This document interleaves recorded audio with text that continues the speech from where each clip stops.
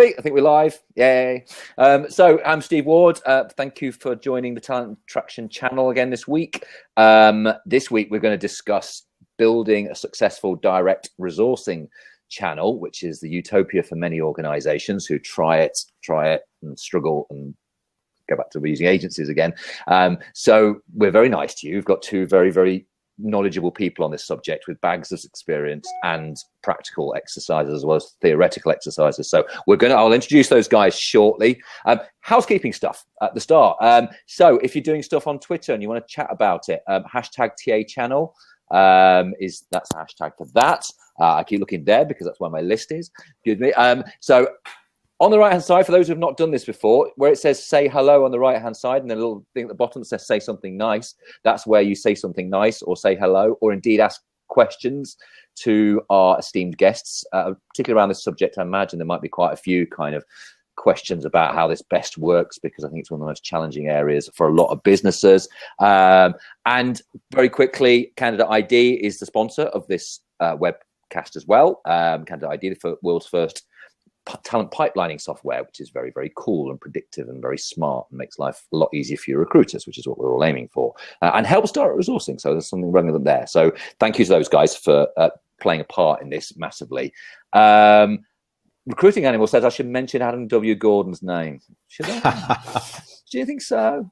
All right. There's a guy who wears a kilt quite a lot who was one of the co-owners of Candidate ID. He's called Adam Gordon. He's a great, great guy. And he's speaking at RecFest next week for those who he's doing a blind date thing or something on RecFest next week. That'll be interesting, but we shall see. But yeah, brilliant bunch. There you go, Recruiting Animal. Mentioned him. So I'm going to let these wonderful people in front of me introduce themselves to you because they can do it way better than I can. So ladies first, always. Sam, would you like to do a little introduction of who you are, please, and any particular passion you want to introduce into this subject area? Oh wow. Oh, sorry, I gave you a second question. Bad interviewing skills. So thanks, Steve. I'm Samantha Ramsey. I'm the UK Head of Resourcing for Balfour Beatty, and previously Head of Resourcing for House of Fraser, and various other organisations where I've spent a lot of time looking at improving resourcing and direct hiring, which I hope that's why I'm here today. Yeah, I think that's what we brought you. Ramsey with an A. Ramsey with an A, absolutely. Scottish Ramsey. Yeah, there's lots of right spelling Ramseys around this thing, but the one bit where I did the image has got an E on it. It's like, oh, guess failure. Right, okay, so, and Stuart, please introduce yourself. Brilliant, thanks, Steve. So I'm Stuart Jones. I'm the founder of a business called InSource Talent. We're a company, consulting and training business who work with the in-house UK recruitment sector. My background is recruitment since 1998. Giving away some of my age, but it goes back a while. And for the last 6 years, I've worked exclusively as a consultant and trainer around, I guess, what we call recruitment transformation, that journey that companies go on, from whatever you want to call it, traditional in-house reactive recruitment to proactive, strategic in-house direct resourcing. Brilliant. Yeah, like it. Good. And for those who don't know me, I'm Steve Ward. I've been in recruitment even longer than Stuart. So that shows you how old I am. That's a relief. Just to make you feel better, Stuart. Somewhere in the early 1990s, I found the word. But yeah, and I now work as a talent attraction strategist to help companies with recruitment campaigns and attracting really good people towards them using digital channels and the like. So do you know what? This is a really good starting question. Does anybody know? Because Audra's put this at the start, and I'm going to ask about the setting the scene for resourcing. But Audra on the right hand side, who is American, has said, "What's the US equivalent of resourcing?" Is that it, Jeremy? Staffing? I don't know. You're asking some Brits, Order. I don't know. So we'll let the sides deal with that. Sourcing, I don't agree with that. Recruitment Animal, I think it's not sourcing alone. So anyway, we'll come on to that. I hate the overuse of the word sourcing. It drives me mad. So when we start on a campaign to go from, to put yourself in your shoes, in the very live shoes of your situation, Sam, walking into a company that you've not worked at before as a head of resourcing for them, what do you have to do? How do you kick it off? What's the objective to start with? What's the objective? Let's think of the objective first. Well, the objective is really basic, and I always kind of think I'm a bit of a fraud, really, because it's the simplest thing ever. We just need to recruit good people in the cheapest way, in the quickest way, to stay with the organisation. I think we do tend to kind of overcomplicate it a little bit. So it's really, so on joining, it's always, okay, let's understand where we are and what the business needs. So I think the only thing I would say is sometimes different to other approaches to this, is that it's what the business require first, and then how resourcing can support, as opposed to what you need to do in resourcing. I think it's just kind of led the other way, because otherwise you just think of things that we want to do that are fit with us and what we're interested in, and actually it's not what the business are requiring at all, or what they need. So that's first port of call. Understand what the business needs. Understand what you've got today, what's working, what's not working, how people are feeling, and what they like doing. So within the resourcing function, what is it that they're engaged with? What do they enjoy doing? What do they see as their purpose of being there? And I think it's really important to understand that, because it could well be quite different to what you're envisaging the purpose of resourcing to be going forward. So you need to understand where they see themselves on that journey. So I think that's where I would start. Usually start. Yes. Good shout. Yeah, Stuart, same. Yeah. Yeah. Well, I'll try and put some consulting speak around that. But effectively, exactly the same thing. I think it's got to start with, where are we now? That's your first port of call. You can't improve what you can't measure. Is that the old expression? So you need to do obviously some kind of assessment of, well, where are we? And then for me, the second bit, the vision. Where do we want to go? So what does the business want the resourcing or the recruitment function to look like? What kind of service is it going to expect and demand from that team? And then whoever's going to lead that team then needs to make that assessment of, well, we're here, this is where we're heading, and how am I going to take the team on that journey? Yeah. And when they come to somebody like you, Stuart, do they say, is the objectives the same as what Sam was saying? I mean, they were quite simple. We could have just ended the webinar on that, actually. but is it that clear, or does it tend to be a bit more convoluted more often than not?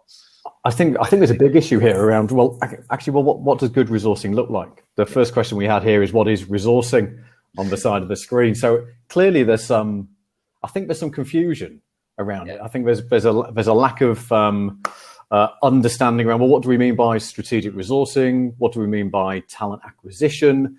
And actually, therefore, what does the team need to deliver? And I think lots of teams get confused within that setup. There's quite a few different moving parts. Yeah. Sometimes the metrics aren't quite right to drive them in the right way. Yeah, no, that makes sense. Yeah, that is a bit of a challenge, I think, because I think I see some people use resourcing almost exclusively as what they call recruiting and attracting and all the process, and I see other people use talent acquisition. I think that doesn't really help, does it? The fact that there's so many, and then you get Americans on the side who just don't understand resourcing at all. so just to add to the drama of it all. But yeah, I guess that's always got to be a bit of a challenge. So a lot of moving parts in good direct resourcing, because as Sam mentioned earlier, you've got to engage your company goal within it as well. How important is the rest of the company in this? Because I think you make a great point at the start, Sam, that like we're often a bit siloed, aren't we, recruitment people, to think of only our own metrics and KPIs and all that kind of stuff, and forget that actually some of the best routes for direct sourcing are often through the people who exist in the organization already, I guess. How easy is that to get on board, Sam? Particularly with a bunch of builders. Joking. So very smart people. It's a really good point, actually, because from going from where I'm now in a B2B organization, and previously and always have been in a B2C organization, there has been a very different spin on what we do and within resourcing, because there's a big element. I've always said that resourcing is three things. It's sales, marketing, and analytics. If you can get those three right, that's pretty much what resourcing is. So it's the sales and marketing bit that is very customer led. So if you're within a B2B organization, they don't necessarily always understand the approach that you're trying to take. So it's really important to start off with using their speak and their terminology, what they understand, not being afraid to dumb it down. I don't mean dumb it down because of the people you're talking to. I mean, as in for yourself, we're always quite happy to, to use words like, buzzwords and talent acquisition and workforce planning. And sometimes people just go like, what is it you're talking about? What just layman's terms, what are you asking me? So I think being able to communicate to people in their own language is really important. Did the same thing in retail. I'm doing the same thing here. Yeah, that's really important to get people on board and just go, look, what is it you need from us? How can we help you? And let me put a plan together in a simple way as possible. And then once they trust you, especially when you're going through kind of a transformation at the beginning, once they trust you and that you can deliver the basics consistently well every time, then the rest of it, they kind of go, okay, well, actually, do you know what? That's your bag, your specialism. You crack on and do what you need to do. I think people tend to just go in and try and do everything all at once, or try and over communicate things that are just going to confuse people that they just don't need to know. Yeah. Really, all they want to know is, are you going to be able to fill my job as quickly as possible with someone great? That's all you need to answer. Come on, Sam. In a corporate company, surely it has to be about 18 meetings to get to that point. It is sometimes. It is. No, I'm just. A bit short, I think. Nicely done. No, that's and yeah, totally. And I think the objectives, I mean, that come through this. I mean, go to you, Stuart. Like, because I mean, a lot of you, because that dovetails in quite well with this kind of transformation thing that you talk about, which is more than just the simplistic thing of changing the net result. It's also the way that they operate, isn't it? It's the way that they operate as a business, as a recruitment function, as a whole. Yeah, yeah, absolutely. I'm just going to reiterate what Sam was saying about just getting the buy-in at two different levels, well, maybe three different levels. Certainly, the recruitment team needs to be brought into the journey that inevitably they're going to go on. New skill sets, new technologies, new targets. If they're going to go from a non-performance managed culture to something that's slightly different, depending on the organization. Yeah. And then obviously the hiring manager community as well, just to be brought into the fact that, do you know what, guys, recruitment's going to change. It's not going to be, well, actually, it's not going to be this, I hate to say it, kind of low value transactional service anymore. We are going to deliver not only the right people in the right place at the right time, but, we're going to do that in a way that's consultative. We're going to add a bit of value. We're going to start providing you with data that actually you probably didn't know was important until we start providing it with you. And just, I mean, it's a bit of jargon, isn't it? But I've seen lots of recruitment teams get to that kind of specialist in-house recruitment stage where they're so happy they're delivering on their metrics, but the hiring community just still doesn't feel like they're getting value from the team. And I think you said siloed before, didn't you? I think that's a perfect expression of the kind of inwards and down focus rather than what can we do to help the business here? What does the business need from us? And what's a good recruitment service feel like from a hiring manager's perspective? And one of the things we were discussing earlier when we were doing a little bit of a prep for this earlier, trying to test the tech, which thankfully is working now, was Stuart and I were talking about how, I mean, I work with tend to be slightly smaller businesses than you guys are sort of in, but the impact of proactive hiring activity, greater visibility, it's greater communication. It has an impact on the company's brand, and so there's a bigger picture beyond do we hire people effectively at the right price at the right time and all that kind of stuff. But there's another impact on it actually has a positive benefit on the sort of the business effect as well, and whether they win more business and are they recognized by more professionals in their market and all that kind of stuff. Now, I guess if you're Balfour Beatty or any of some of the larger companies, people know who those people are, but every company looks for marginal gains all the time, little marginal gains. I work for do projects at the moment for a relatively small company with 45 people, who a lot of people in a certain area know a lot about, but they've just been amazed by the facts, because I'm doing some things out there that tell the work of the fact this company is now growing and going places. They're wide-eyed and go, we've not had this much PR for ages. We would normally pay a PR agency for this kind of stuff. And it's just because there's actual activity going out in the various, and certainly so I imagine from a buy-in perspective with leaders and other parts of the organization, that's another tactical area of buy-in, I guess, that we need to get from these people, I guess. I think that's the bit we get wrong, isn't it? Traditionally, a lot of the companies that I've seen who have gone down the direct resourcing route want to build a direct hiring team. The focus has always been on cost. Hate to say it, it's cost, isn't it? We're probably too reliant on agencies. We've seen our agency bill for the last 12 months and it's just tipped over 7 figures or a bit more. Why haven't we built an in-house team to bring that cost down?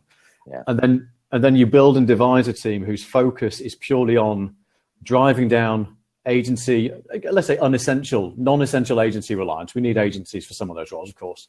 But let's get rid of a non-essential spend. And you do that over a period of 12 months or 6 months or however long it's going to be. And then it's like, well, what's next? The recruitment team's kind of done its job from a cost perspective. And the business is then just looking for more cost savings and more cost savings. And it's the wrong message. I think the greatest benefit of going down the direct route is that, as you say, Steve, you're out there suddenly. Yeah. There's a message, there's an awareness, there's a brand, so the whole employer brand piece. We're encouraging our employees to get online. And I think that just impacts employee engagement, if I'm honest, and employee performance. It's quite all encompassing. Absolutely. Jeremy asks a question on the right hand side, which I think can be answered both ways. He asks what factors identify that a company is ready for a move to a direct resourcing model. Can I flip that another way and start with the other angle of that first, which is what's the signs that they're not ready? And then secondly, what are the signs that mean that they have converted from non-ready to ready? Sam. That's really good. It's a good question. Thankfully, my experience has only ever been with companies that are kind of ready, because otherwise they would have hired me. So I think there's that. If your business and the main stakeholders are questioning the value, and I don't mean monetary value, the intrinsic value that your function, so within resourcing, has, I think that's a sign that they're ready. And obviously if they're not questioning that, it's a sign that they're not ready. So kind of answering both of those. So the fact that they're going, okay, actually, what do resourcing do, or how can they help us more, or what extra things can they do, or why aren't they doing X, Y, Z? So that any of those questions that are coming through will mean that essentially they're not understanding the value that you can have, and therefore you're probably not demonstrating that value, which means you're starting to ready to say, okay, well, let's have this conversation. Let's have a conversation about what it is you expect from resourcing. What is it that you feel that you're missing? And then come back with a solution around, okay, this is what it could be. And this is the plan over the next year, 2, 3 years to enable us to achieve that as a function. And then that's when you get buy-in from the organization, because together you're creating the value or the purpose of your function, and it isn't just about, as you quite rightly say before, recruiting people. And the more they get to understand it, the more they see that it impacts on brand, it impacts on attrition, it impacts on engagement. It's all of these things, and getting people more into people as opposed to recruitment. Yeah, totally. So identify, I mean, that question again to you, Stuart, because you often come to a company and figuring when they're not necessarily ready. Is that fair to say? Yeah, absolutely. Yeah. So I've delivered. Hired, Sam. Sam, I'll introduce you now on.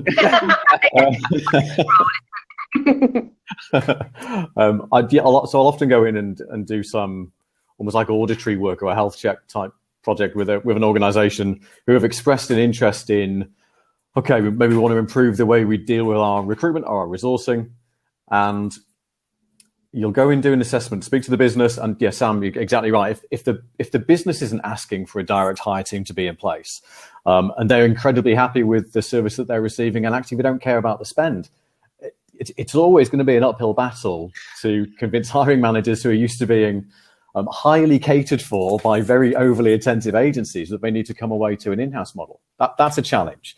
Yeah. So there's a lot of engagement and education that needs to go on around that. I think the other big risk is where you take a closer look at the recruitment process and you think, well, actually the process itself, so the infrastructure, the processes, maybe the technologies, maybe the resources and the skill sets.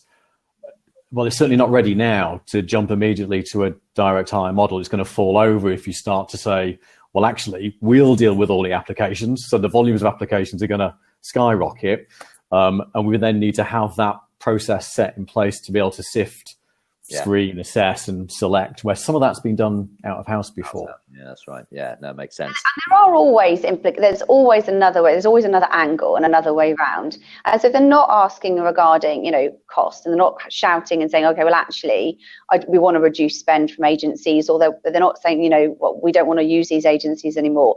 There are implications of a non-direct resourcing team, where you rely heavily on agencies, and typically, statistically, it will show that it will impact things like brand engagement. It will impact things like attrition. It will impact things in terms of your referrals, tenure. So you can find so it's more of a did you know? So, okay, you're happy with this process, but this process serves one element of what you need to do, which is just to fill a job. But what you're not realizing is that all of the jobs that you're needing filling are exacerbated by doing this process, because it's not done in the right way.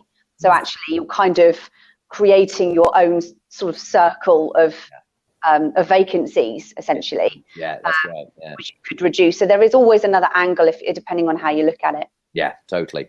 Chris Raw on the right side from Zalando, he's asked, what's the feeling about different direct resourcing models? For example, sourcing and recruiting in two different roles versus end to end.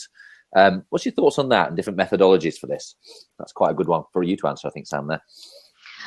So it depends on volume. So the volume a recruiter, we'll use that term for an individual, would need to manage, and then it depends on what that end-to-end role looks like. So, for example, so at the moment we're looking at bringing in a lot more marketing.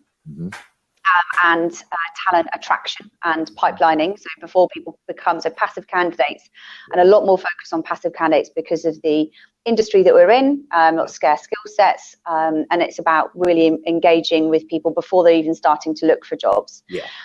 And that's a lot of time and effort, but it's also a different mindset for people. So when you've got a recruiter who's a 360 recruiter, I wouldn't want to do is overload them to say, what I want you to be is a 360 recruiter and focus on, selling the business, selling the opportunity, negotiating with hiring managers, blah, blah, blah, the usual, offers and what they need to do, interviewing.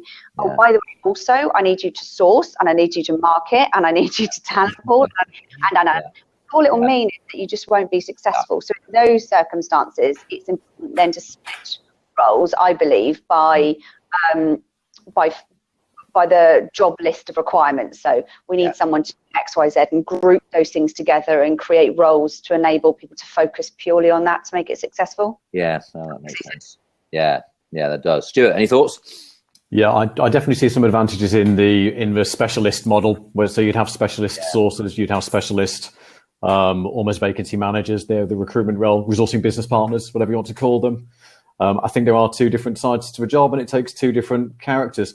Of course, in some organizations, maybe smaller organizations, or maybe just because of the way the business is set up, then an end-to-end recruiter might be a more appropriate solution. And I think the one thing to consider then as you go down the specialist model is you're going to have an increasing number of handoffs there from the sourcing team to the recruiter to the hiring manager. So you just need to pay special attention to how that handoff works from a candidate perspective. Well, from everybody's perspective, actually. There's less satisfaction in it sometimes if you're a recruiter who only does part of a job. So we need to look after the recruiter experience as well. If you're a hiring manager, do you then provide your vacancy through to the to the sourcing team directly? But they're the ones who are going to go to the market. So why would you have a Chinese whispers via the recruiter into the sourcing team? I've seen that cause problems in the past. Yeah, that's right. So they've all got pros and cons. I think that's one thing that I've seen as a bit of an issue is when you get pure sourcers and they do one job and it's source and fine, and you almost wish that their job as a sourcer was almost list gathering effectively, right? And then the human interaction comes after the sourcing. Because I think that's a challenge, isn't it? Because some people by recruiting.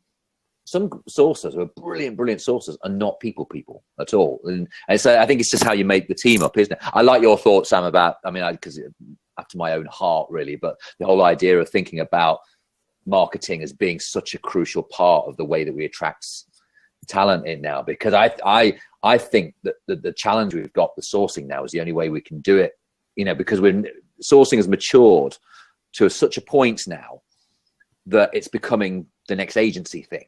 It's becoming the next thing that's just like recruitment agencies knocking on their door all the time. It's the in-house sourcers knocking on the doors all the time. And therefore the element of the recruiter thing has turned into, it's just another. So I think candidates are getting irritated with part of that from what I've seen in certain circumstances as well. And therefore you wonder about the attraction model that you refer to, Sam, being the slightly more smart route, because then you're attracting people who have an affinity with the business in some kind of way, either because they like the content at the top of the funnel, or whether they just believe in the organization or whatever it is. And it's my method, so I kind of love it. But it's just, to me, that narrows the pool down as to who you're targeting towards the people. Gives you, I think, I don't know what your feeling is on this, but anything, do you agree with this, guys, that I think anything that makes the recruiters have to make less calls to the right people, or a higher percentage of calls to the right amount of people, has got to be beneficial, right? I think, is that fair to say, or do we have to play the numbers game in direct sourcing like agencies do? Well, I think it's important. You don't want to build an in-house team that it effectively is going to contribute to a problem we've seen growing in the recruitment sector over the last 5 or 10 years. Technology, we had this quick conversation before, didn't we, during the technical test, but technology's made it far too easy for recruiters to hide behind emails or in-mails or whatever else they're going to brand them as. And that value add piece of actually having a conversation and getting out there and speaking to your candidate marketplace, not just in terms of it probably feels nicer for everybody involved, but the amount of data and intelligence that you can gather as a business, sometimes that's the most valuable bit. Not every candidate's going to say yes, but you're going to learn a huge amount. And then, if you can chuck them into your talent pipeline and engage them with content, fantastic. Yeah, it makes sense. Yeah, no, totally. It's and Sam, for you, technology, because I think it leads into a question I was going to talk about. Technology in direct resourcing, how important is it? Is it a distraction to us? Is it a benefit to us? At which point does the one become the other? I think it's definitely important. And I'm, a massive fan of funky new tech and trying to introduce something that makes our jobs a bit more interesting and really adds value. But I kind of, as we mentioned earlier when we were talking, for me, it's about a balance. So it's not about let's look at just technology. We've got to see it's making sure that on balance, that technology ensures that the value that resourcing and recruiters or whatever roles they play within resourcing, that we add real value. It enables us to do that, not it enables us to do nothing. And that's for me, that's not a good use of technology. Technology is about ensuring that we genuinely add real value to the organization and have the time and capability to do so.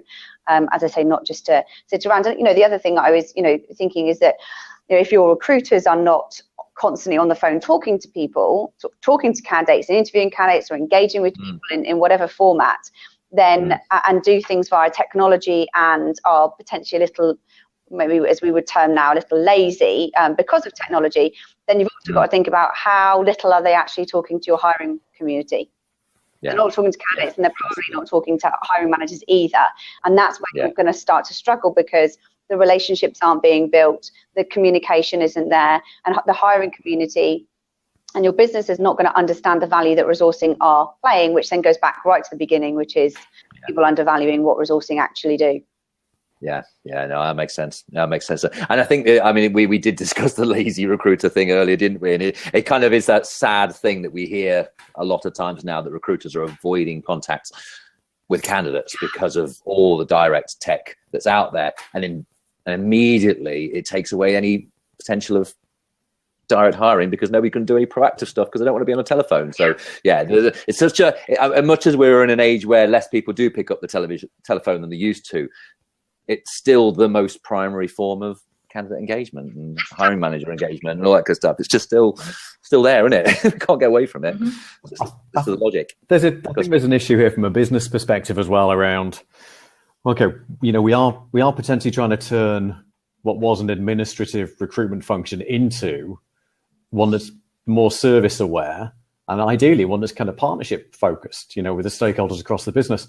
Is the business willing to invest in either upskilling those people, if that's going to be possible, or bringing the right level of people in so you can have a partnership relationship with, potentially a very senior stakeholder within the business, and actually not just be genuinely afraid of dealing with the business and hiding behind your recruiter job spec and your KPIs or your number of emails that you've sent out.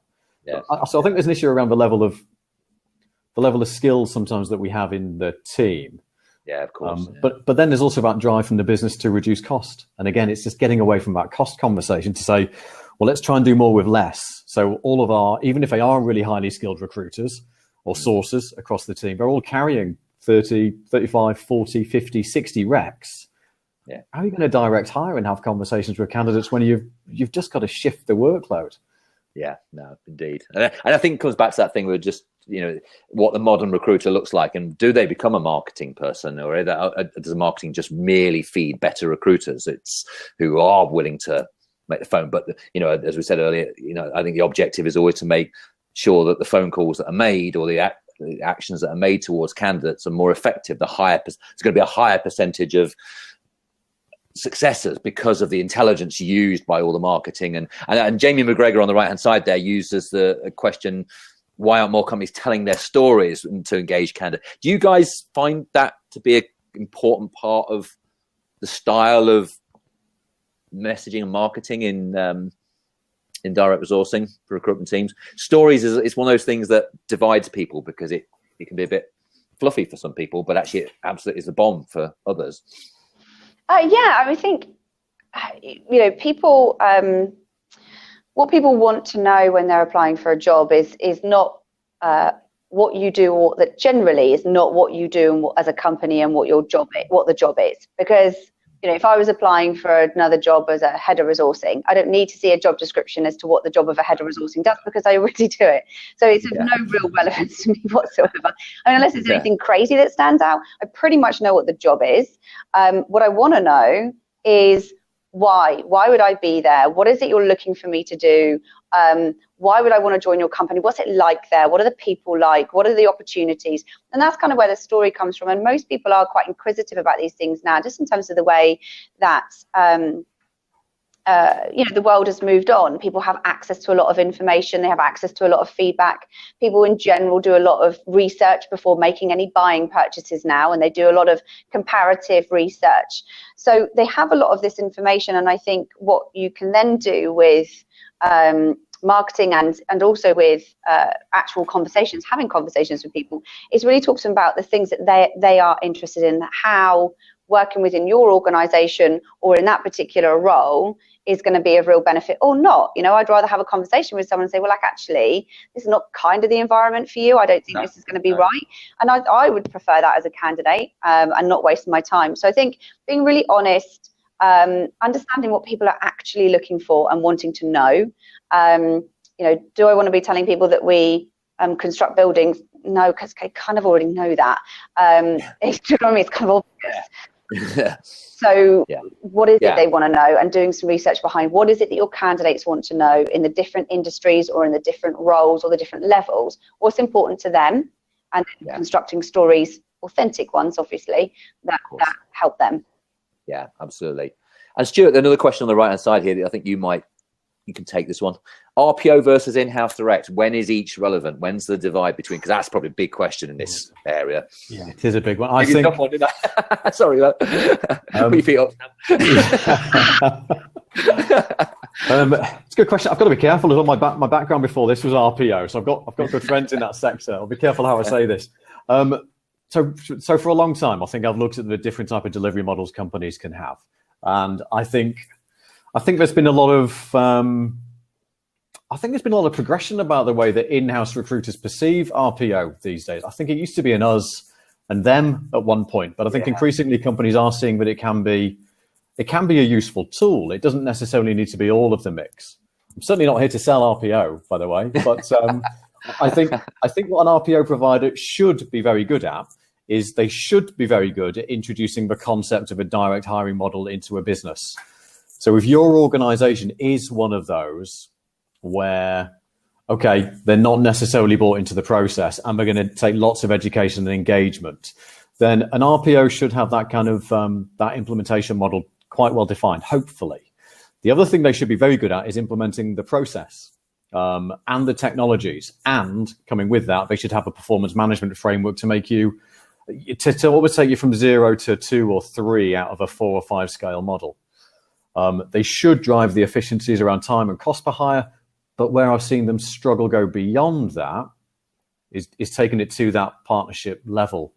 And I've seen some RPO relationships where even after 3 or 4 years, the RPO can demonstrate like a KPI spreadsheet that's green all the way through, maybe with a couple of yellows, and say, well, look, we're doing a job, and we've reduced your costs, and we've got your time to hire down, and we're doing X, Y, Z. And the business turns around and goes, yeah, but you know what? It really doesn't feel very nice. And actually, that's the end of this relationship now. We're going to bring it back in-house. I work on a model of kind of 4 scales, if you like, 1, 2, 3, 4. 3 is being quite efficient specialist recruitment in-house function, or recruitment model, direct model. Level 4 being almost like a more strategically aligned business partner model. And it's only really the in-house function that I've seen try successfully to move from level 3 to level 4 and have some success. I'm yet to see that with an outsourced relationship. Yeah, makes sense. Yeah. No, okay. Yeah. Very good, thank you. So look, I just had a couple of points on the right-hand side. For those who watch afterwards, they don't see the things on the right-hand side. So I'm just, there's a to talk really about the tech is the efficiency thing, which I think is what we kind of discussed in any case. But I like the point that Chris says, it kind of mirrors what I kind of say quite a lot about it. Automation bit should be the bits that we're not very good at as humans, which are quite a lot actually, should be automated to make the bits that we as humans are good at make us even better at it, basically. I think that's where kind of Chris is going with that. I like that as well. That's the I want to ask Sam about the difficult decisions that get made in the process of making this kind of revolutionary change in a business and going from a reactive to a proactive resourcing model. What's the things? Where we got to be really hard and critical about what we do through that process? What are the tough decisions to make? Yeah, I think first off, it's getting comfortable with being really unpopular. I'm assuming I'm not going to be liked very much for a period of time. Grow a thick skin. Absolutely, definitely. I think that there will always be some tough decisions, and those tough decisions aren't necessarily always around people. They could be around some of the contracts that you have in terms of the suppliers, your approach, some of the tough discussions with hiring managers, with your HR community. So it is the first thing, once you've understood what your business requires, where you are as a function, the best success I've had is by being really clear around your vision and your strategy and what you are trying to achieve and why. And how you can communicate that is around what does it mean to me? How am I going to feel any different? So, today I feel this and tomorrow I will feel something else. And what does that look and feel like to whoever it is you're communicating to? And that does change to the different audiences.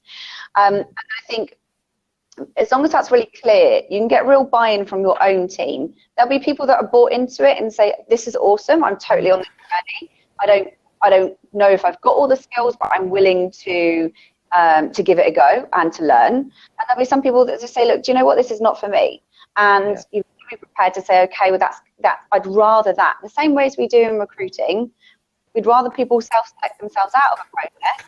We would go through the whole waste of time and then they're not at the end. So it's exactly the same thing. So it is about being a bit tougher. I don't particularly like it myself. These are people's jobs and this is their lives. So there's definitely an element of empathy and care about what that means. At the end of the day, we're here to deliver. If there's a clear plan, a clear strategy, people are on board or they're not on board, and you can support them either moving to different roles within the organisation or different roles within resourcing. In the last 2 organisations I've been in, so I've identified that there are certain people that are in roles today that are performing well. Yes. but actually could perform better and would be more engaged and more motivated in a different type of role in resourcing. And actually, when you've got a kind of a bit of a mix of people moving into different roles within the function, they get even more bought in, and people start to follow. Quite exciting, really, isn't it? Yeah. Yeah. No, brilliant. No, thank you. Stuart, what have you said? I mean, do you get involved in that part of it? Was it more the bit beforehand, really, which leads to the tough decisions at the end? Would you have to advise all that? I mean, it's, you know, and it's not just about the critical decisions as to who's in your team or not in the process or whatever, but it's the things that businesses have to lose to get what they want to achieve is what I'm thinking, beyond just people. Yeah, I think there's always going to be some hard conversations in there. But one half of our business is around the consultancy, the shaping of the model, doing the analysis of the business in the first place, and identifying, well, where are you now is the main thing. The other side of the business is it's a training side of the business. So it's looking at, I guess, what are the skills that make a modern in-house recruiter? What are the core skills? Yeah. And then trying to work with the individuals in the existing team to see who has the potential to develop. Yeah. And as Sam's saying, who wants to do it once they've had a very clear picture of what that role's going to involve. Recruitment's not a job for wallflowers, is it? It's not a job for people to hide behind PC screens and hide behind cubicle walls if we still have those in our offices. You know, I think Sam said, you know, during the tech session, you know, people genuinely surprised to see her off the phone. You're like, well, recruitment is a job about speaking to people and dealing with people. So you're either sitting down with a hiring manager, or you're potentially interviewing candidates, or you're on the phone to a candidate. And that is a very different role to the one that, you know, traditionally we've seen in-house recruiters and HR professionals hold. Yes. So that is a big shift. That is a big shift. And some people manage that transition very, very well, and you see them blossom and they get a huge amount of satisfaction out of a job. And unfortunately, you see others actually reluctant to take it on. Yeah. One of the, and just as another question on this, I think one of the reasons why this always fails for a lot of companies struggle to implement this effectively because they try to do it too fast, or they think they can flick a switch, turn off recruitment agencies, turn on direct hiring. How long does it take? I know I kind of prepped this question earlier a little bit, but how long does this take, Sam? It depends. I think it depends on how big a change you need to make and where you're starting from, where your end point is. You know, it's as with anything. If you've got the right people who are engaged in it, it can happen quite quickly. You know, we in a previous company, it happened even quicker than I had anticipated, if I'm honest. And we moved from using agencies quite a bit in year one, working through the change process over sort of 3 to 6 months. And then in year two, we saw a dramatic drop. I mean, literally, we spent a quarter of the money on agencies, same number of hiring, but dropped it by 75%. And actually, if I had to forecast it, I wouldn't have forecasted that drop, if I'm honest. So it surprised all of us. But once you've got people it's quite simple stuff, really. And I think one of the things also to remember is it's not about not using agencies. So for me, it's always with the recruiters, it's about opening up all the different sources and options you have to find people. So you have technology, you have things like LinkedIn, you have job boards, you have agencies, you have referrals, you have databases. So all of these things is about getting them to understand there's a whole plethora of tools you have open to you. There are some that are very inexpensive, if nothing at all, to things that cost money.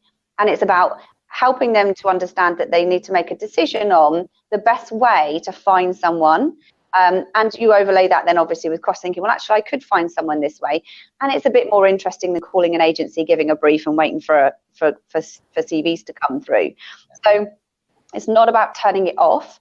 It's just saying that there are other options and about exploring those and making those a bit more interesting.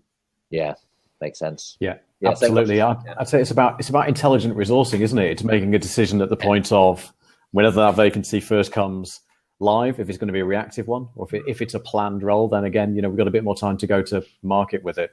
But just making that intelligent decision, who's best to resource this role? And actually, do you know what? If it's going to take us 3 weeks, 4 weeks of direct resourcing to try and find the 5 candidates in the northwest of England who can do this stuff, and that's going to take us away from some of the other roles, then absolutely pick your best partner. And go outside of the business. And I think that recruiters, you'll tend to find that recruiters, what I call true recruiters, tend to feel a bit like they failed if they get a hire via an agency. Like I would always do a thing. Damn, I didn't do that. I couldn't do that. Do you know what I mean? You feel like you failed, and you've got that kind of intrinsic element into you to think, well, I won't let that beat me. I will be able to do this myself. That's definitely a good behaviour to have in terms of a direct sourcing recruiter. Absolutely. And brilliantly, almost like at the time that we ended, I think in that last 2 minutes, we've just encapsulated what that question was right at the start of what is resourcing versus all those other things. It is that thing when you look, because it's resourcing, right? It's looking at all the routes and options and opportunities you've got to get the best people in the right place at the best cost and the right time, or whatever it might be, and making all the correct decisions of what the resources it is you use. If that means using agencies for certain roles because they're the most efficient and best way of doing it, then you've got to do it, right? Haven't you? Because that's the job of the resourcing person versus maybe the talent acquisition person whose job it is to go and find that person. So, and that's brilliant. And we just turn that down in a nice little circle at the end. I think we found it. We think we found the answer to it. So, look, time I think is up. So I want to say a big thanks to Sam and Stuart for joining us. That was absolutely brilliant. Thanks, guys. Really appreciate that. And for those who are watching this and still this week, next week, we're having a Wreckfest special. We're having Jamie Leonard on, and hopefully 4 or 5 of the people who are speaking at Wreckfest next week, and just kind of doing a little bit of a preview. So a bit of a kickabout next week, really, chatting about what's going on at Wreckfest and having a bit of silliness, hopefully. But certainly, yeah, Jamie's on it. I know Adam Gordon's on it, and I think Guy from Dyson might be on it again. And so we've got to have a bunch of people on next week. And then the week after that, we've got Lars Schmidt and Stacey Donovan Zapar from America. We're doing an all-American show on the future of employer brand. So lots of good stuff to come up. If you look down the Recruiter Zone section, there's great stuff from Hong Lee and Katrina Collier and the likes on there as well. So lots of great shows. So look, thanks again to you guys. Absolutely brilliant. I just nearly knocked this off my face, which is fantastic. And have a good week, everybody. Thank you very much for joining in. Cheers. Thanks. Bye. Thank you. Thanks, Steve. Thanks, Sam. Cheers, guys.